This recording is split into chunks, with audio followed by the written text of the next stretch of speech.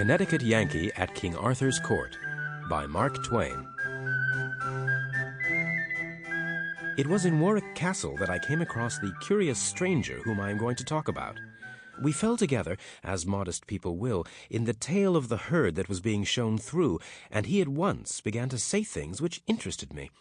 As he talked along, softly, pleasantly, flowingly, he seemed to drift away imperceptibly out of this world and time and into some remote era and old forgotten country, and so he gradually wove such a spell about me that I seemed to move among the spectres and shadows and dust and mold of a grey antiquity, holding speech with a relic of it. Exactly as I would speak of my nearest personal friends or enemies, or my most familiar neighbours, he spoke of Sir Bedivere, Sir Bordigany, Sir Launcelot of the Lake, Sir Galahad, and all the other great names of the Round Table, and how old, unspeakably old and faded and dry and musty and ancient he came to look as he went on. Presently he turned to me and said, just as one might speak of the weather or any other common matter, "You know about transmigrations of souls. Do you know about transpositions of epochs and bodies?" I said I had not heard of it. He was so little interested, just as when people speak of the weather, that he did not notice whether I made him any answer or not. There was half a moment of silence, immediately interrupted by the droning voice of the salaried cicerone. "Ancient hauberk, date of the 6th century, time of King Arthur and the Round Table. Said to have belonged to the knight Sir Sagramore le Desirous. Observe the round hole through the chain mail in the left breast. Can't be accounted for. Supposed to have been done with a bullet since invention of firearms, perhaps maliciously by Cromwell's soldiers." My acquaintance smiled, not a modern smile, but one that must have gone out of general use many, many centuries ago, and muttered, apparently to himself, "Wit ye well, I saw it done." Then, after a pause, added, "I did it myself." By the time I had recovered from the electric surprise of this remark, he was gone. All that evening I sat by my fire at the Warwick Arms, steeped in a dream of the olden time, while the rain beat upon the windows and the wind roared about the eaves and corners.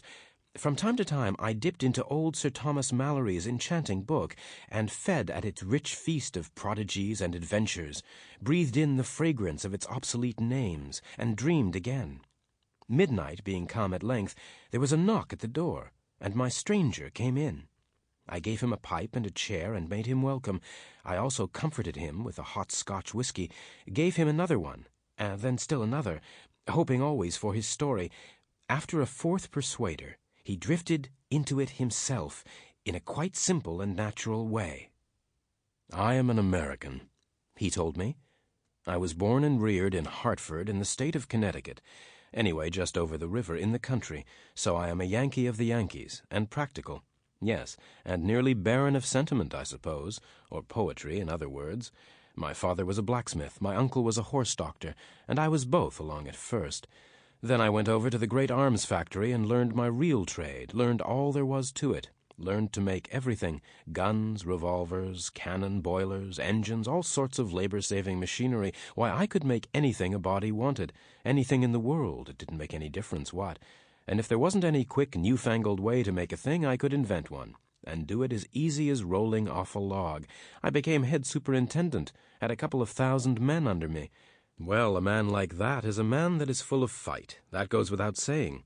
With a couple of 1,000 rough men under one had plenty of that sort of amusement. I had, anyway.